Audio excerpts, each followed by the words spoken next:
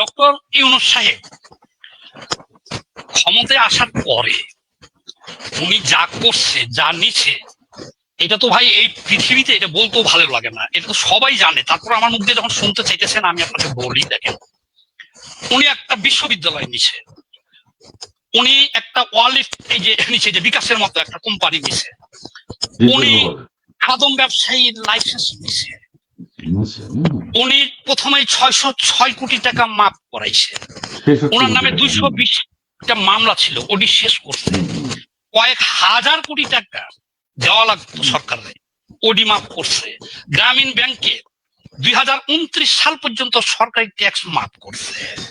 এগুলো হলো জাহেরি, আমরা দেখতেছি। আবার 10% শেয়ার গ্রামীণ ব্যাংকের সরকারি শেয়ার কমাইয়া তার নামে নিয়ে নিছে। এগুলো সব জাহেরি ঘটনা দেখতেছি। খুব ভালো। এখন বাতে নিয়ে আবার কি নিছে, এগুলো যখন সমালোচনা হইতেছে, এখন তো সবকিছু করতেছে বাতনে। ভাই বলেন তো, এই পৃথিবীতে আর কোন রাষ্ট্রনায়ক আছে যারা ক্ষমতায় থেকে এইভাবে এগুলো নাই? নাই, আছে আছে আছে আছে আচ্ছা, আছে তাহলে এখন আমি আপনাকে আর কি না, আছে আছে আছে আছে পৃথিবীতে, আছে এরকম? পৃথিবীর কথা যদি বলেন, পৃথিবীর কথা যদি বলেন, তাহলে বাংলাদেশে আছে। বাংলাদেশে আছে, ওরা একটু ঘুরে খায়, এমন ডাইরেক্ট গম পৃথিবীতে, পৃথিবীর কথা যখন বলেন, পৃথিবী তো, বাংলাদেশ তো পৃথিবীর ভিতরে, আমাদের ডক্টর ইউনূস সাহেব আছে তো। ও হ্যাঁ, উনি তো করছে এগুলো ভাই, কিন্তু এখানে হলো সমস্যা, একটা লোক যদি ক্ষমতায় এসে এগুলো করে দুর্নীতি, এখন ও যদি আসিফ মাহমুদ সজীব ভুইয়ারে বলে যে তুমি এটা কইরো না, মানবে? শুনবে? সে তো ডাইরেক্ট বলে দিতেছে যে আপনি যেগুলো নিচ্ছেন ওগুলো টেক কেয়ার করেন, এইদিকে নজর দিন না। এখন উপদেষ্টা পরিষদে যারা আছে সবাই যার যার মতো করে, খালি ইউনূস না, যে সর্বশক্তি নিয়োগ করছে, যে যেখান দিয়ে পারতেছে ভাই টাকা পয়সা নিতেছে এবং নিরাপত্তার ভিতরে থেকে সব পাচার করতেছে, দেশের মানুষের কোনো দায়িত্ব তো তারা নিতেছে না, অসহায় সব। আমি বলতে চাই আরো একটু যাই, এই যে ইউনূসের কথা তো এটা বললাম, ইউনূস এটা ওপেন করে দিছে, ওপেন। আচ্ছা, এখন যারা সরকারে আছে, এখানে বিএনপির প্রতিনিধি নাই, জামাতের প্রতিনিধি নাই, আমাদের বাংলাদেশের প্রতিনিধি নাই, এদেরকে ডক্টর ইউনূসের লোক যে যেখানে ছিল, এই যে গত পরশুদিনকে ডক্টর ইউনূসের প্রেস সচিব যে ওর ভাইকে নারায়ণগঞ্জ মেয়র বানাইছে, প্রশাসক বানাই দিছে গত পরশুদিনকে। এখন ইউনূস সাহেব এই সমস্ত লোকগুলোর দেশ বিদেশ থেকে নিয়ে আইসে ওর গ্রামীণ ব্যাংক চালাইতো, এরকম ভাবে ওইখানে বসা দেদারসে লুটপাট চালাইতেছে। সে তো জনগণের দায়িত্ব নাই আমাদের। বলেন কার কি দায়িত্ব নিছেন? এই যে দেশে যে এত বিশৃঙ্খলা, কোথাও কোনো কিছু দেখতেছেন? একটা পাবলিক শেখ হাসিনার আমলে এই সাহস দেখাইতে পারতো? আপনি যদি পুলিশকে কাজ করতে না দেয়, পুলিশ যদি, আপনি ডিসি ফোন দিয়ে যদি বলে গলা কাঁপে কেন আপনার, ডিসি আপনাকে নিরাপত্তা দিবে কিভাবে? তারই তো নিরাপত্তা নাই ভাই দেশে। দেশের মানুষ যে কতটুকু নিরাপত্তাহীনতায় ভুগতেছে। আচ্ছা, আবার দেখেন, যার যা খুশি সেইটা করতেছে। আচ্ছা, এই যে আন্তর্জাতিক অপরাধ ট্রাইব্যুনাল, এটার কথা একটু বলবো, সময় দিবেন? বলেন বলেন বলেন, একটু বলি। হ্যাঁ বলেন বলেন। সারা পৃথিবীর সমস্ত সম্পদ দিলেও, হ্যাঁ বলি, একটু বলি, হোম দি ব্রড হারওয়ার warrior Depp, she remained specialist like is death row, make and it make a law, contract law. এটা ওই যে আমার মেয়ে ব্যারিস্টারি পড়ে, তো এখন যখন দেশে ছিল তো বইগুলো আমি পড়ি, রেখে গেছি সব, এখন লন্ডনে। আচ্ছা, এই যে কনস্টিটিউশনাল ল, খুঁজে আমি এই যে বাইর করলাম, এই বিচারের ব্যাপারটা বাইর করলাম, কি দেখেন স্পষ্ট ভাবে লেখা আছে। আমি আবার কিছু ইংরেজি যদি না বুঝছি আমার ওয়াইফে জিজ্ঞেস করছি, উনি আবার ইংলিশে আসতো। যাই হোক, স্পষ্ট লেখা আছে যে ধরুন একটা ডাকাতি হয়েছে, 7 জন আসামি ধরছেন আপনি, কোন সাক্ষী নেই কোথাও। এখন এদের বিচার করতে গেলে আপনি একজনকে রাজসাক্ষী যদি করেন, তাহলে পরে সে ঘটনাটা, এই রহস্যটা উদ্ঘাটন হয়ে যাবে। এই ক্ষেত্রে আপনি রাজসাক্ষী বানাইতে পারেন, যে একজনকে ছাড় দিলে আপনি তথ্য পাচ্ছেন, কিন্তু তার আগে সর্বদিক দিয়ে চেষ্টা করতে হবে এই রহস্য উদ্ঘাটনের জন্য। শেষ স্টেপ হলো এটা। আচ্ছা, সাবেক আইজিকে, এই যে এখানে চিফ প্রসিকিউটর না, এটা শিশির, অ্যাডভোকেট শিশির জামাতের, ওনারা রাজসাক্ষী করলো। কেন করলো রাজসাক্ষীটা?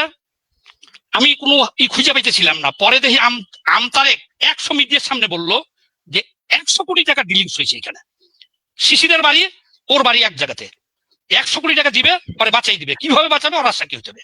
আচ্ছা, এই যে বিপ্লব হয়েছে, কমপক্ষে 5-6 কোটি লোক সাক্ষী আছে যে এখানে শেখ হাসিনা যেহেতু প্রধানমন্ত্রী ছিল, এখানে 1000-2000 লোক মারা গেছে, দায় তার নিতেই হবে।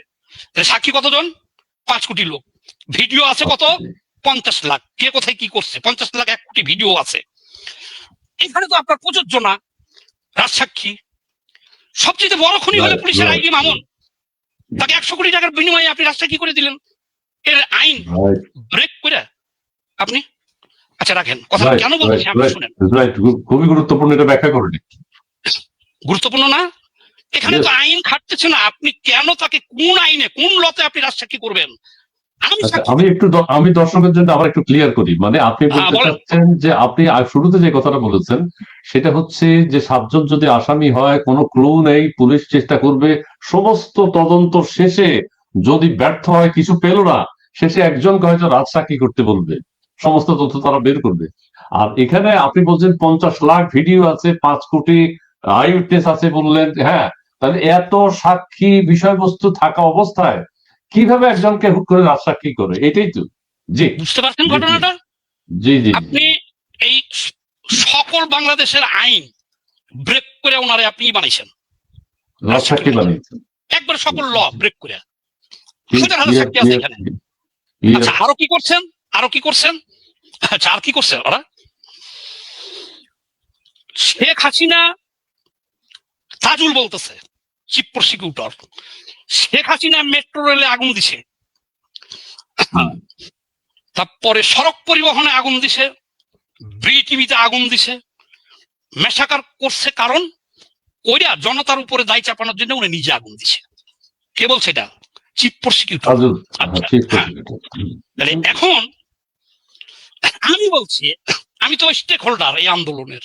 ধরুন আমি যদি বলি যে বিটিভিতে আমি আগুন লাগাইছি, যে ভিডিও করে ছাড়ি, কয়েকটা ভিডিও আমার কাছে আছে, ওরা বলতেছে গালাগালি করে, এই সুদানি তোরা তোরা একলা খাবি, আমি তো আগুন দিছি ইয়াতে মেট্রো রেলে। তাহলে এখন আমাকে চিনিস না? কেউ বলতেছে আমি আগুন দিছি ইয়াতে বিটিভিতে একলা আমার লোক নিয়ে, আর একজন বলতেছে আমি আগুন দিচ্ছি সড়ক ভবনে জীবনের বাজি রেখে। অহরহ ভিডিও এখানে আছে। তাহলে ও যে বলতেছে যে শেখ হাসিনা আগুন দিছে এখানে। আচ্ছা, এই যে বললো জামাত, এখানে একটা বিশাল জিনিস, তারা এদেরকে চিনা। আমার মনে হয়েছে শেখ হাসিনার সাথে একটা বড় ডিল হয়েছে এদের জামাতিদের, যে আমাকে ক্ষমতায় যেতে হেল্প করেন, আর আপনাকে এই মামলা থেকে অবশ্যই আমরা বাঁচিয়ে দিব, ব্যবস্থা করতেছি আমরা। বলবেন এটা আবার কেমন কথা? হ্যাঁ, এটাই তো কেমন কথা। আপনি যখন ওখানে দিলেন যে শেখ হাসিনা এখানে আগুন লাগাই দিয়েছে, সব শেখ হাসিনা লাগাইছে, শত শত ভিডিও যখন চলে আসতেছে যে আমি এখানে আগুন লাগাইছি, আবার ওই সময় সিসি ফুটেজও আছে, কারা লাগাইতেছে ভিডিও দেখাইতেছে, এবং তারা দাবি করতেছে, কৃতিত্ব চাইতেছে তারা। এখন ওই মামলা টিকবে না, শেখ হাসিনা বেঁচে যাবে। এমনকি বড় ধরনের একটা ডিল হইলো কিনা, 100 কোটি টাকা ডিল হয়েছে তো ইয়ার সাথে, আইজির সাথে। সবচেয়ে বেশি গুম খুনের নায়ক হলো উনি হয়ে গেল রাজসাক্ষী। আর শেখ হাসিনা বলতেছে এগুলো সব আগুন লাগাইছে, আর আমাদের জনগণ সব ভিডিও করতেছে, প্রতিবাদ জানাইতেছে আমরা করতেছি। এখন আরো একটা কথা আমি বলতে চাই এই জায়গাটায়, যে চিফ প্রসিকিউটর, তোমরা যে এখন এইখানে যা খুশি তাই করতেছো। আচ্ছা বলেন তো, ওখানে বিএনপির কেউ আছে? অন্য দলের কেউ আছে? শিশির মনির জামাতের, তাজুল চিফ প্রসিকিউটর জামাতের, বিচারপতি জামাতের। তাহলে এটা কি আন্তর্জাতিক আদালত হইল? আমরা কি এই দেশে, শুনেন কথাটা, একটা নতুন কথা বাইর হয়েছে এখন, চুদলিংপং, দেশের হর্তাকর্তা এখন তোমরা হয়ে গেলা। তোমরা ওখানে যা খুশি তাই করবা, যাকে মনে চাইবো তাকে তোমরা রাজসাক্ষী বানাইবা, আবার বলবা যে গুলি করার লগে লগে মাথার চুল সব পুড়িয়ে গেল, যাকে মন চাইবো তাকে। তাহলে জামাতের বিচারপতি কেন? জামাতের প্রসিকিউটর কেন? জামাতের উকিল কেন? সেখানে আর দলের প্রতিনিধি কোথায়? আর দলীয় প্রতিনিধি ওখানে থাকবেই বা কেন? একটা বিচারালয় যারা কালা দলের, ওদেরকে তো সরাই রাখা উচিত। আচ্ছা, এখন এই জায়গাটাই বলেন, এখন এখানে আমরা অবস্থা দৃষ্টে মনে করতেছি যুদ্ধাপরাধীদের যে বিচার হয়েছে, এটার প্রতিশোধ নেওয়ার জন্য তাড়াহুড়া করতেছে, খুব দ্রুত যাকে যাকে মন চাই তারা ফাঁসি দিবে। এখানে বিচার চুদলিং পং, আমরা এই দেশে ভাই চাইছি, তোমরা আন্তর্জাতিক আদালত দখল করে যা খুশি তাই করতেছ। বিএনপি প্রশাসনের একটা সিংহভাগ দখল করছে, জামাত দখল করছে। ভাই সারা দেশের জনগণ অরক্ষিত, পুরা দেশ অরক্ষিত। 3-4টা এই গ্রুপ কিভাবে রাষ্ট্রীয় ক্ষমতা দখল করবে, যে যত অপরাধ করতেছে তাদেরকে আরো উৎসাহ দিতেছে যে চুদলিং পং লাগা, বিশৃঙ্খলা হোক, মাইরে হালা। চুদলিং পংটা কোন দেশি ভাষা? এটা একটা নতুন একটা ভালো একটা ছেলে সিস্টেম চালু করছে। এটা একটা কমেন্টস বাংলাদেশের প্রেক্ষাপটে সে করছে এবং সবাইকে আহ্বান জানাইছে এটা ব্যবহার করার জন্য। চুদলিং পং মানে যে যারে পারো গ মারো, আমরা কিছু বলবো না, প্রশাসন কিছু বলবে না, সরকার কিছু বলবে না। আসল ব্যাপারটা তো ভাই এখানেই, যেমন বুঝেন আপনি ব্যাপারটা, যে তারেক জিয়া দেশে 70% জনগণ তার, তাহলে এই যে এত নৈরাজ্য, বলেন তো তার এখন তার দেশটা চালানো উচিত না? এখন শেখ হাসিনা এই গনগনা গনগন।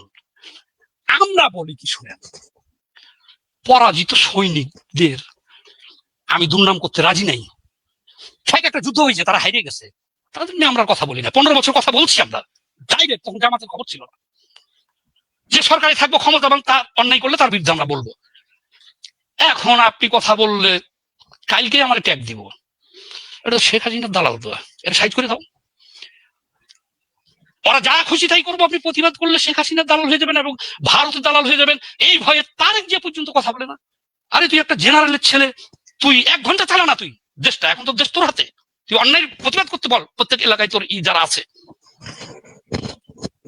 এই হলো চুদলিং পং, যে যারে পারতেছে। ভাই আমি নিজেও নিরাপত্তাহীনতায় ভুগতেছি। দেশের মানুষ ওসি ডিসি কে যদি একটা দেশে 54 বছরে দেখছেন যে ওসি আপনার গলা কাঁপতেছে কেন, কাঁপেন না, আমি দূরে আছি, অসুবিধা নাই, আপনার ডিসি থাকলে দেন। গাল ছাগলের চারটে, বাঘের গাল, হ্যাঁ, মার মাঙ্গে বাল নাই, পোলার মুখে চাপ দাঁড়িয়ে। আবার ওই যে সাথে একদিন কথা বললাম, আপনি আবার মাইন্ড করেন না, বলে মাথায় টাক মুচের বাবরি, এরকম কি জানি বললো সাহের ভাই। হ্যাঁ, দেশটা হয়ে গেছে এখন এইরকম। আচ্ছা এই জিনিসগুলো কি দেখে না, তারেক দিয়ে দেখে না, শফিকুর রহমান সাহেব দেখে না? ওসির দারোগারে দৌড়াইয়া নিয়ে যে হাসপাতালে ঢুকাইতেছে, ডিসিরে বলতেছে কাঁপিস না, এগো ধরে নিয়ে যে কয় আমার বলাৎকার করছে কে ইস্কন, আবার কালেমার পতাকা নিয়ে হাজার হাজার লোক বাইরে হয়ে যেতেছে। আমি তো আপনাকে একটা চ্যালেঞ্জ দিছি, কালকে ভিডিওতে বললেন যে একটা ইস্কন দরকার আমার। আসলে আমি খুঁজছি, তারা আতঙ্কে, তারা পড়াতো। তাহলে এত বড় একটা গেম হইতেছে, সারা বিশ্বের এত নির্লজ্জ ভাবে, বেহায়া ভাবে রাজনীতিতে খেলা খেলবেন, খেলেন। আমি একটা বই পড়ছি, লেলিনের লেখা বই। আপনাকে কৌশল ষড়যন্ত্র সব করতে হবে রাজনীতি করতে গেলে। আর আপনার দলীয় কর্মীদের আপনার যতটুকু ক্যাপাসিটি তার চাইতে পারলে 1000-2000 গুণ আশা দিবেন যে সব হয়ে যাবে। আর ষড়যন্ত্র করেন আপনি জিতার জন্য। ষড়যন্ত্র আমি করবো তাই বলে আমি এই কথা বলতে পারবো যে আমার পায়জামা খেলে পুটকি মারছে, এইটা দিয়ে করতে হবে? আস্তাগফিরুল্লাহ, আস্তাগফিরুল্লাহ। তাহলে এগুলো তো ভাই দেখাই যাইতেছে যে কেন করতেছে। আবার ওনার ছেলে মুদিরে ধরে এনে জবাই করবে পরের দিন, আর 100 ইস্কন জবাই করবে ঘোষণা দিয়ে দিছে ওনার ছেলে। তো ওনার বাবা তো বলছে যে ইস্কন নাকি জানি না, তবে উনি বলতেছে মুরব্বী বারবার কি জানেন, যারা নিয়ে গেছিল আমি কোন দল করে বাবা এটা আমি জানি না, কিন্তু তাদের চেহারা বাংলাদেশিদের মতন না। আরে ভাই চেহারাও কি ভারতের লোকের আর বাংলাদেশের লোকের চেহারাও কি পরিবর্তন আছে নাকি? বুঝলাম না কিছু।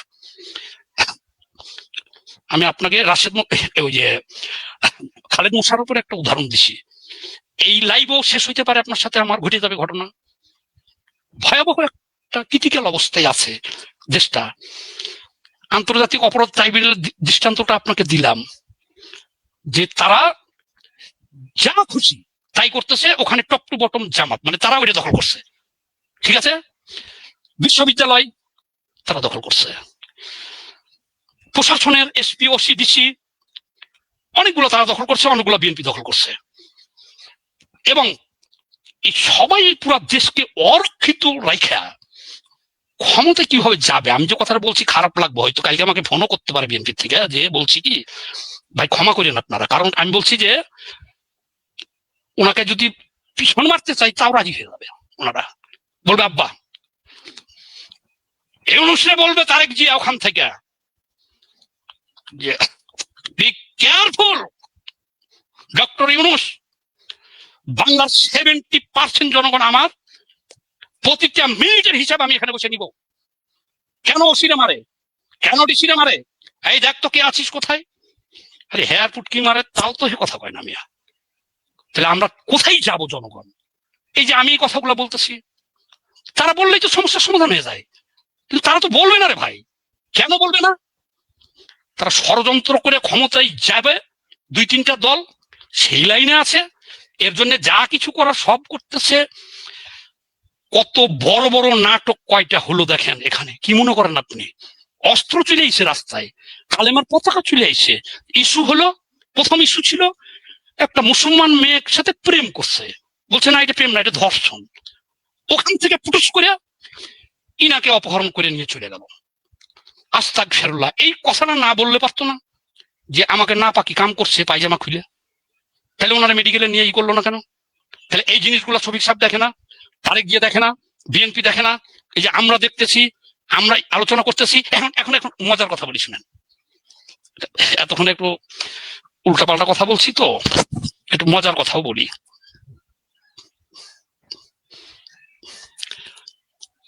শেখ হাসিনা বাংলাদেশে নাই, এই যে বললাম এই কথাগুলা, আমি এখন শেখ হাসিনার দালাল।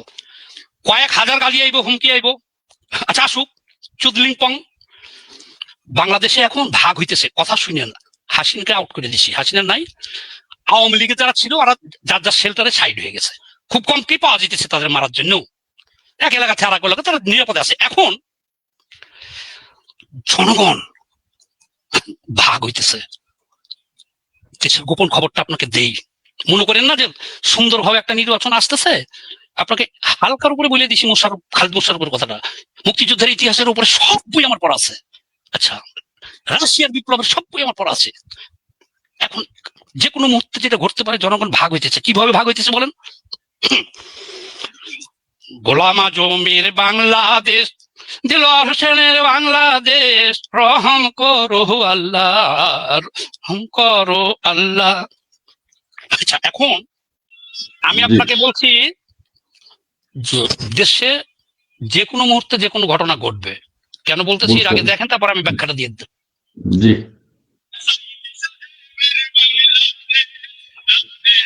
অডিওটা আসতেছে না, যায় না, সাউন্ড আসছে না, সাউন্ড আসবে না। এবারে যায়? আচ্ছা আমি পড়ে শোনাই, যায় না যেহেতু। কি ব্যাপার, এটা না যাওয়ার কারণ কি? আচ্ছা হয়তো সাউন্ডের ব্যাপারে রেস্ট্রিকশন থাকতে পারে। হ্যাঁ, না, সাউন্ড চলতেছে এখানে। আচ্ছা, today's discussion is the best.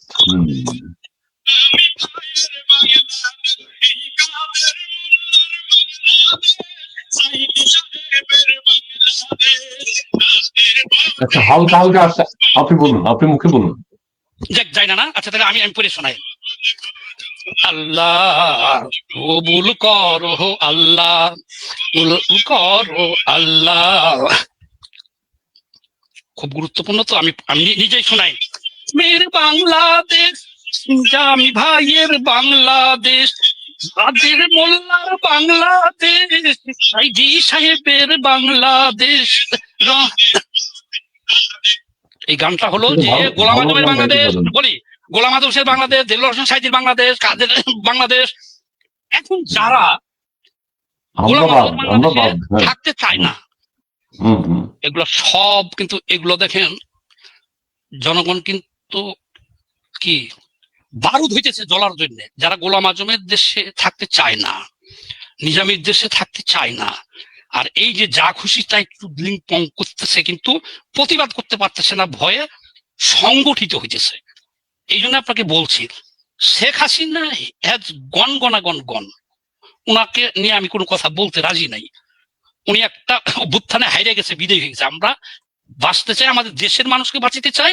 Sheikh Hasina যেভাবে রাখছিল আরো ভালো থাকতে চাই আমরা। এখন চুদলিং পং হয়ে গেল যে গোলাম আজমের দেশে আমাদের থাকতে হবে, দেলোয়ার হোসেন সাইদি আমাদের থাকতে হবে। এই লোকগুলা আমলিগ না, আমরা ওর দেশে থাকবো না। আমরা ভাইসা আসি নাই, সংগঠিত হইতেছে দেখেন। আর তারেক জিয়া অনেক কিছু বলে ফেলছি, উনি শুনবে অবশ্যই, ওনার লোকেরও ভাবনা নাই, সেই জন্য ওনাকে নিয়ে আর কিছু বলতে চাই না। কিন্তু আমাদের জাতির জন্য দুর্ভাগ্য যে উনি যদি একজন ডিটেক্টর হইতো, বাংলাদেশে শান্তি চলে আসতো, ইউনূস তার আঙ্গুলের ইশারায় উঠতো আর বসতো।